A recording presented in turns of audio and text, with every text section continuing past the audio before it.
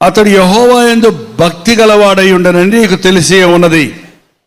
ఇప్పుడు అప్పులవాడు నా 2 కుమారులు తనకు దాసులుగా ఉండుటకై వారిని పట్టుకొని పోవుటకు వచ్చి ఉన్నాడని ఎలీషాకు మొర్రపెట్టగా, ఎలీషా ఎవరో? ఎలీషా ఎందుకు తెలియదండి? ఎలీషా అంటే వడ్డీ వ్యాపారం చేస్తాడు ఆయనే కదండి అన్నాడు. అయ్యయ్యో, ఈ రోజుల్లో ఎలీషాలని పేర్లు పెట్టుకున్నోళ్ళు, అబ్రహాం అని పేర్లు పెట్టుకున్నోళ్ళు, దావీద్ అని పేర్లు పెట్టుకున్నోళ్ళ గురించి మనకు తెలిసేమో, కానీ బైబిల్లో ఉన్న ఈ భక్తుల గురించి మనం తెలుసుకోవడం లేదు. కారణం, మనం బైబిల్లో చదవటం లేదు. పొద్దున్న లేచిన వెంటనే వాక్యం వింటున్నందుకు చాలా వందనాలు. విన్న వాక్యం మనసులో ఉంచుకుంటున్నారా? లేకపోతే విని ఈ చెవితో వదిలేస్తున్నారా? వదిలేయకూడదు. అంతా 30 నిమిషాల ప్రోగ్రాం మీకు గుర్తుండకపోయినా, నీ మనస్సుకు అవసరమైన, నీ హృదయాన్ని తాకిన మాటని, ఒక వాగ్దానాన్ని, ఒక ఆదరణను, ఒక హెచ్చరికను నీ మనసులో ఉంచుకొని ఆ రోజంతా నీవు దాన్ని అనుసరిస్తే, ధ్యానిస్తే దీవించబడతావు. ఎలీషా ఒక ప్రవక్త కాకముందు ఆయన ఎవరో? ఒక భూస్వామి.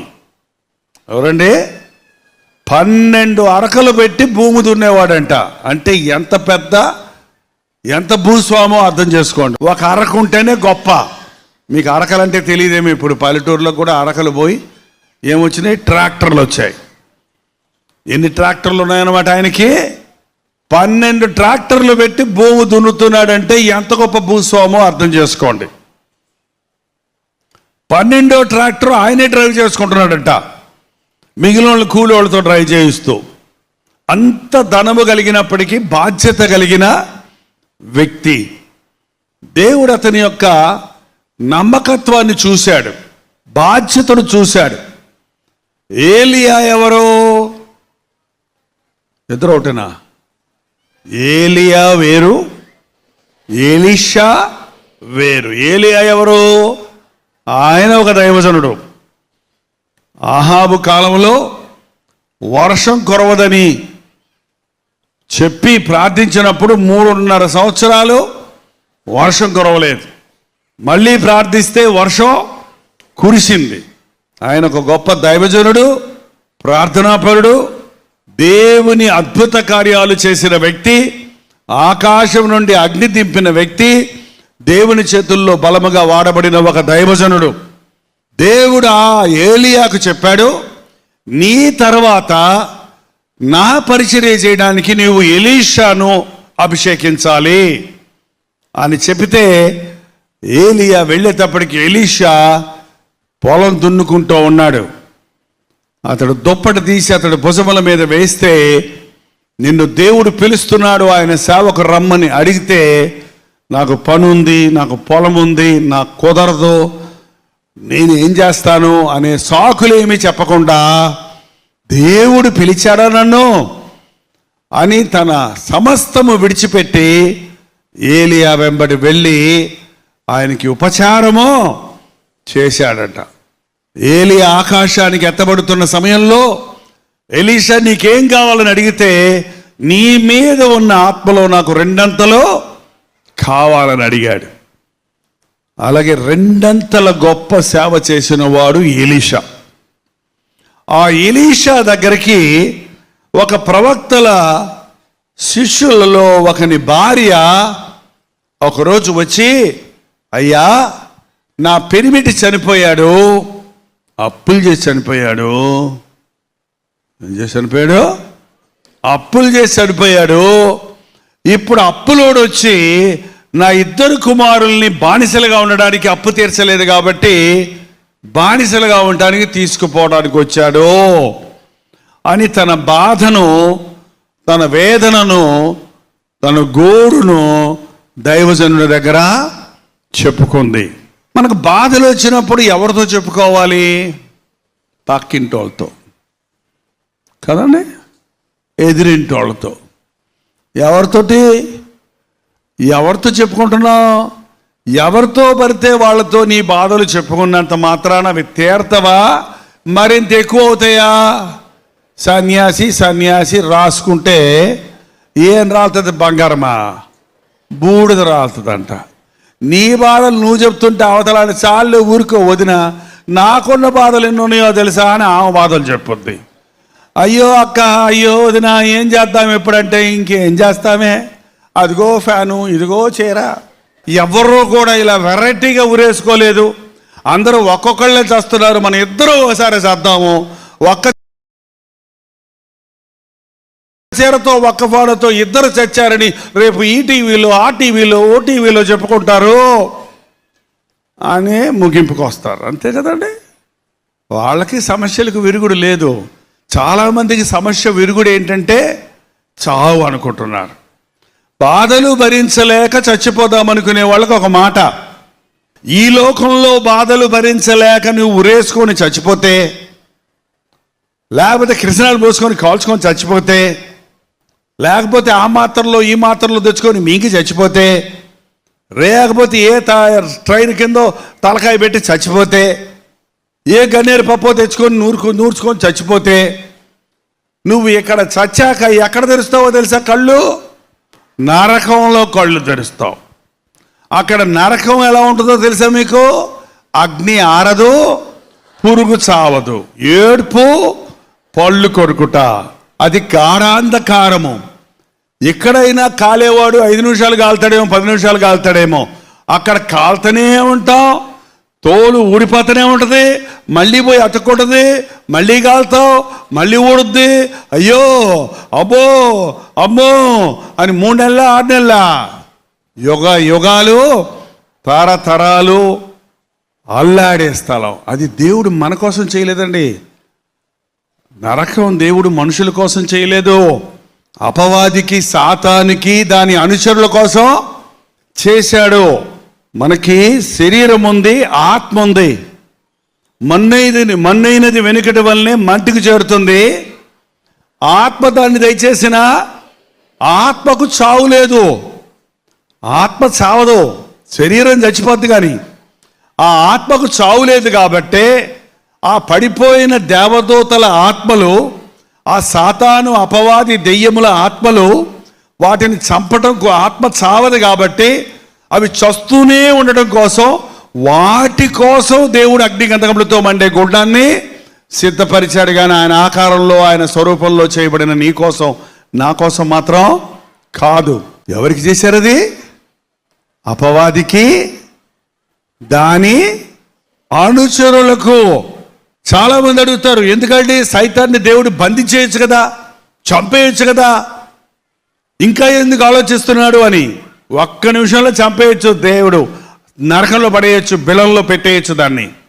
కానీ దేవుని బాధ ఏంటంటే ఆ సాతాను మార్గంలో వాడిని అనుసరిస్తున్న మనుషులు కోకొల్లలుగా ఉన్నారు.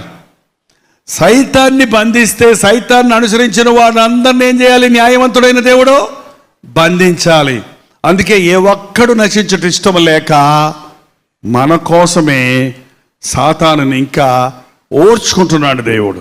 నువ్వు యేసు ప్రభువుని రక్షకుడికి అంగీకరిస్తే, నీ పాపముల కొరకు నీ స్థానంలో చనిపోయిన యేసు ప్రభువుని రక్షకుడికి అంగీకరిస్తే, క్రీస్తు యేసునందు ఉన్న వారికి ఏ శిక్షావిధి లేదు. మన కొరకు నరకానికి వెళ్ళొచ్చిన ప్రభు మనల్ని నరకాన్ని తప్పించడానికి సమర్థుడు. కాబట్టి ఆయన సువార్త సకల జనులకు వెళ్ళాలి. ప్రతి ఒక్కరికి యేసునామంలో పాపక్షమాపణ ఉన్నది అన్న విషయం ఒక్కసారన్నా వినబడాలి. అంతవరకు నేను రాను, 2వ రాకడలో అంతవరకు నేను సాతానుని బంధించను అని ప్రభు ఓర్చుకుంటున్నాడు, కనిపెడుతున్నాడు. అది మనుషులకి మరింత నిర్లక్ష్యమైపోయింది. దయచేసి చచ్చిపోతాను అనే మాట మీ నోట రానివ్వకండి. వచ్చింది అన్నోళ్ళు ఒకసారి చేసి చూపిస్తారా? చచ్చిపోతాను అన్నానండి, అనుకుంటున్నానండి, అప్పుడప్పుడు ఒకసారి అనుకున్నానండి అన్న వాళ్ళందరూ చేసి చూపిస్తారా? ఏం పాపమేం కాదు, తప్పేం కాదు, చూపించండి. మంచోళ్ళు ఉన్నారండి, మన మీటింగ్లో మంచోళ్ళు ఉన్నారు. ఇంతమంది చెడ్డోళ్ళ మధ్య కొంతమంది మంచోళ్ళు ఉన్నారు. నిజం చెప్పినోడు మంచోడు, అబద్ధం చెప్పినోడు చెడ్డోళ్ళు. మీరందరూ ఒకవేళ చావను, నేను చస్తాను అనుకోలేదు, మీరు ఇంకోలా అని ఉంటారు. చావు అన్నారా? చావు. పిల్లలు ఏడుతున్నారు అనుకో, తిని చావరా అంటారు. తిని చస్తాడా మళ్ళీ ఆడు? అదేంటి తిని చచ్చిపోమంటారేంటి పిల్లోడిని బ్రతకడానికి? కొనుక్కొని చావరా, కొనుక్కున్నాక మళ్ళీ చావటం ఎందుకు? ఏంటండి ఊతపదమైపోయింది చాలామంది నోట. మీ నోట నుండి చావు అనే మాట రాకూడదు ఈ రోజు నుంచి. ఎవరన్నా అన్నారంటే మీ ఆయన అంటే మీరు ఇదిగో జైపాల్ గారికి చెప్తారని చెప్పండి. ఇది సైతాను మాట, ఇది దేవుని మాట కాదు. దేవుని మాట ఏంటో తెలుసా? నేను చావను, నేను బ్రతికి నా దేవుని కార్యాలు వివరిస్తా. నా కష్టాలు తీర్చే ప్రభువు నాకున్నాడు, నా కన్నీటిని తుడిచే ప్రభువు నాకున్నాడు, నా బాధ ఎరిగిన దేవుడు నాకున్నాడు, నన్ను ఆదరించే ప్రభువు ఉన్నాడు. ఈ చులకనైన శ్రమలకి నేనెందుకు చచ్చి నిరంతరమైన శ్రమలు పాలవ్వాలి?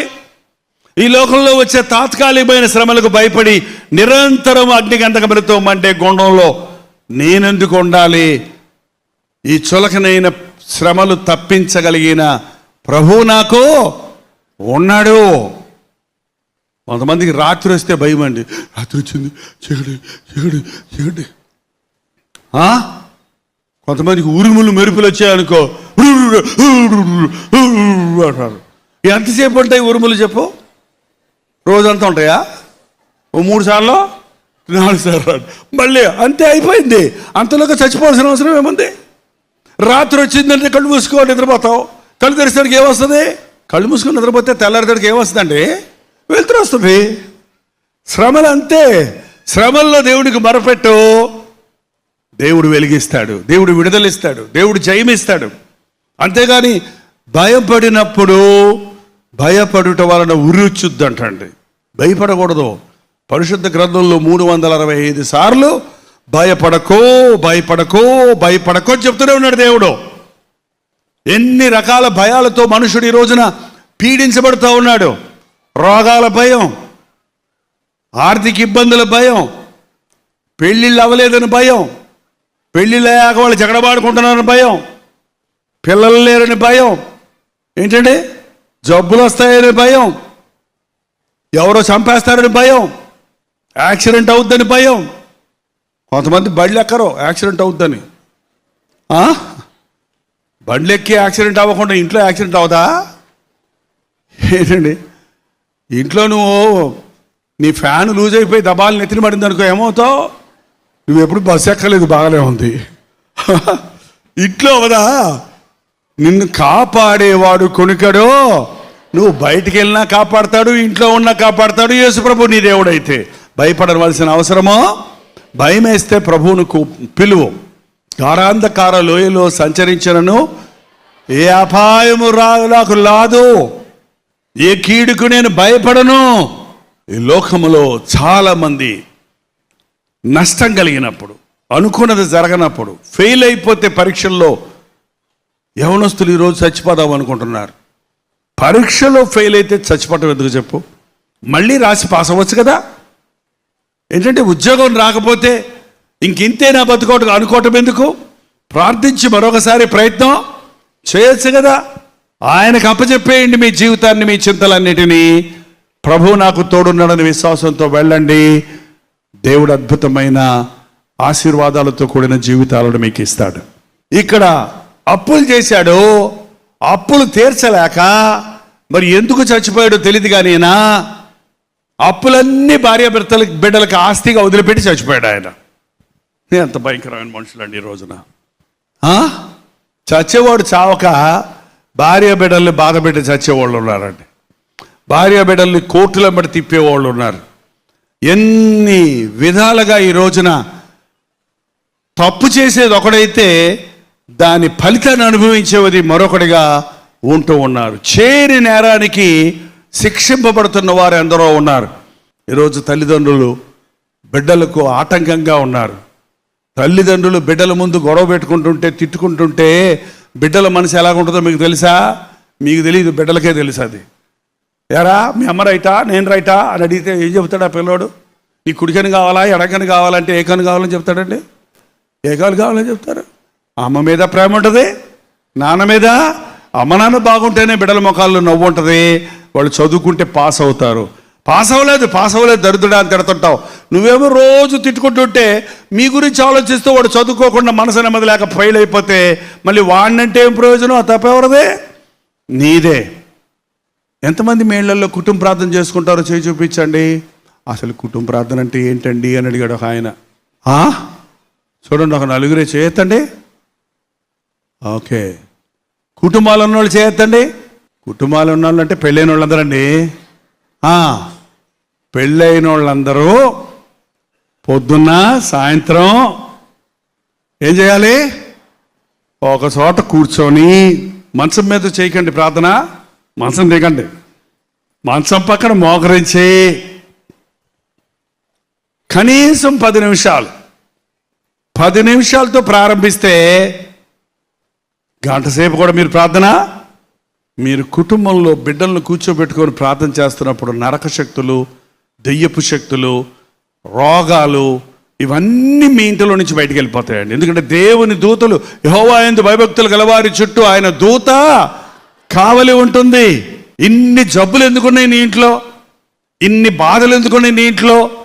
దురాత్మల సమూహాలు మన ఇళ్ల చుట్టూ తిరుగుతున్నాయి కాబట్టి మనకు మనశ్శాంతి లేకుండా చేస్తున్నాయి. మీరు దేవునికి మొరపెడితే ప్రభు తన దూతలను పంపించి దురాత్మలను పారద్రోలుతారు. ఈ రోజు నుంచి కుటుంబ ప్రార్థన చేయటమో అలవరుచుకోనండి. పాపవితను అప్పులు చేశాడు, చచ్చిపోయాడు. 2 కొడుకులు. అప్పులోడు వచ్చాడు, డబ్బులు కట్టు అంటే ఏమున్నాయి కడతానికి? ఇంట్లో ఇతర సామానులు లేవు, స్టీల్ సామాన్లు లేవు, బంగారం వెండి అసలే లేదు. అవన్నీ ఉంటే ఎత్తుకుపోతారు అప్పులోళ్ళు. అవి కూడా లేవిక. కాబట్టి మీ పిల్లల్ని తీసుకుపోతాను నేను అంటే ఆ తల్లి ఏడ్చుకుంటూ దైవజనుడి దగ్గరికి వచ్చింది. ఏంటండి? దైవజనుడి దగ్గరికి వచ్చి తన బాధను ఆయనకి చెప్పుకుంది. అప్పుడు ఆయన ఏమన్నాడో చూడండి, 2వ వచనం అండి. ఎలీషా, నా వలన నీకేం కావాలను? ఏం చేయమంటావమ్మా నన్ను అని అడిగాడు. అదేనండి, 1,00,000 రూపాయలు అప్పు ఇవ్వండి అని అడిగిందా? ఏంటండి, నాకు అప్పుడప్పుడు కొంతమంది ఉత్తరాలు రాస్తుంటారు, అయ్యగారు మేము చిన్న పాస్టర్లమండి, చర్చి కట్టుకుంటున్నాము, మాకు విరాళం పంపించండి అని. ఏంటండి, నా అవతారం చూసి నేను కోటీశ్వరుని అనుకుంటున్నాను. కోట్ వేసుకున్న మాత్రం నిజమే కానీ కోట్లు డబ్బులు మాత్రం నా దగ్గర లేవు. నన్ను బట్టి గట్టిగా కొట్టి తీసుకుంటే జేబులో 2 చేతురుమాళ్ళు దొరుకుతాయి మీకు ఎవరికన్నా. ఒకటి మురికి తుడుచుకోవడానికి, ఒకటి ముఖం తుడుచుకోవడానికి. ఇంతకు మించి నా జేబుల్లో ఏం ఉండవు. నన్ను చూస్తే మాత్రం దర్జాగా ఉంటాను నేను. ఎందుకంటే నేను ఎవరిని? పరలోకపు తండ్రి కుమారుణ్ణి, దేవుని సేవకుణ్ణి. నేను చినిగిపోయిన చొక్కా వేసుకొని, తెగిపోయిన చెప్పులు వేసుకొని, యేసు ప్రభువు నమ్ముకోండి అంటే నువ్వు నమ్ముకున్నావు జాలేయ్యా, ఇక మమ్మల్ని కూడా నమ్ముకోమంటున్నావు, సంచి తెలుసుకొని తిరగమంటావా, చెప్పించుకొని అడుక్కోమంటావా అనరా? మనం పరలోకపు దేవుని బిడలం కాబట్టి ఘనంగా ఉండాలి.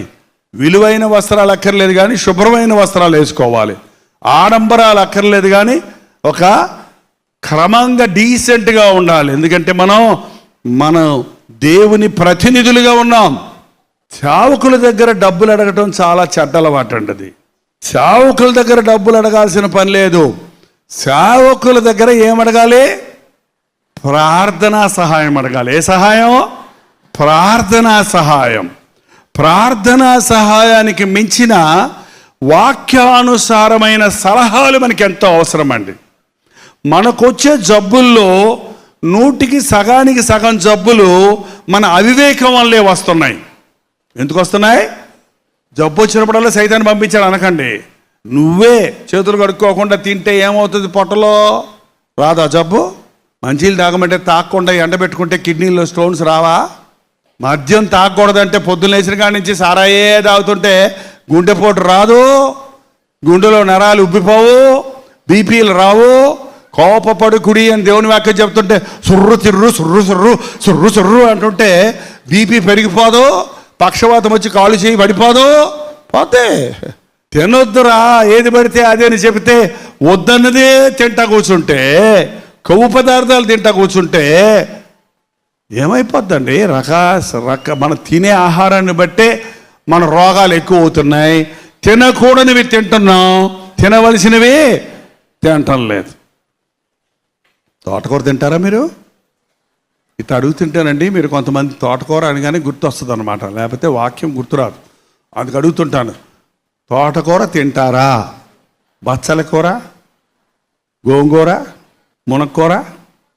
మీ అబ్బాయి గుండి పెడితే గడ్డి పెట్టావు, గడ్డి. చికెన్ ఏది? చికెను, గడ్డి. ఏం కావాలి? చికెన్ కావాలి. చికెను దీని చికెన్ గునియా వచ్చిందంటారు. ఏంటండి? ఎప్పుడు చూసినా మాంసాహారం, మాంసాపేక్ష ఒంటిని చెడగొట్టేది. కాబట్టి మనుషులు రకరకాల జబ్బుల పాలైపోతున్నారు. నీ దేహాన్ని, చెరుపు దాన్ని దూరంగా ఉంచుకోమని దేవుని వాక్యం చెబుతుంది. ఎలీషా దగ్గరకు వచ్చి అడిగితే, ఏం చేయమంటావు మా నన్ను?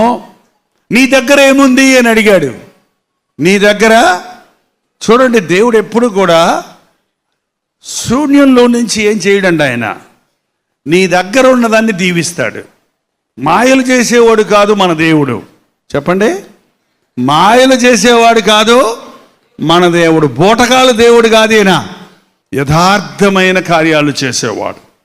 ఆయన నిన్ను ఆశీర్వదించాలంటే నీ దగ్గర ఉన్నది ఆయన చేతుల్లో పెట్టాలి. 5,000 మంది పురుషులు, లెక్కించలేనంత మంది పిల్లలు, స్త్రీలు ఉన్నారండి అక్కడ. ఇంచుమించు 20,000 మంది ఉన్నారు. వాళ్ళందరికీ భోజనం పెట్టమంటే శిష్యులు అన్నారు, అబ్బా ఇంత కొనాలంటే 250 దీనారాలు కావాలి, ఎక్కడెక్కడ కొట్లు లేవు కొనటానికి అని లెక్కలు వేసుకుంటుంటే ప్రభు ఏమన్నాడు తెలుసా? మీ దగ్గర ఏముంది అంటే, ఒక అబ్బాయి వచ్చాడంట ముందుకి. ఏముందంట అబ్బాయి దగ్గర? నా దగ్గర 5 రొట్టెలు 2 చేపలు ఉన్నాయి. ఎంతమంది ఉన్నారు? 20,000 మందికి 5 రొట్టెలు 2 చేపలు అంటే పక్కపక్క నవరా. కానీ ప్రభు ఏమన్నాడు? అది నా దగ్గరికి తీసుకురా. అది ఆయన చేతుల్లో పెట్టినప్పుడు ఆయన ఆశీర్వదించి ఇచ్చాడట. అది పంచుతూ ఉంటే వస్తూ ఉంది. మెక్కి తిన్నారు ఒక్కొక్కళ్ళు, మొక్కలు కింద పడేసి అంత తిన్నారు. అందరూ తిన్న తర్వాత 12 గంపల మొక్కలు ఎత్తారు. ఆ దేవుడేనా మన దేవుడు? అవునా కాదా చెప్పండి. మరి నీ ఇంట్లో కరువు ఉన్నప్పుడు ఏం చేస్తున్నావు? నీ ఇంట్లో అప్పు ఉన్నప్పుడు ఏం చేస్తున్నావు? నీ ఇంట్లో తిండి లేనప్పుడు ఏం చేస్తున్నావు? నీకు కష్టం వచ్చినప్పుడు ఏం చేస్తున్నావు? నీ దేవుని సన్నిధికి వెళ్ళి నీ దగ్గర ఉన్నదాన్ని దీవించమని అడుగుతున్నావా? ఏలియా అన్నాడు, నాకు ఒక రొట్టె చేసి తెచ్చి ఇచ్చి తర్వాత నువ్వు నీ కుమారుడు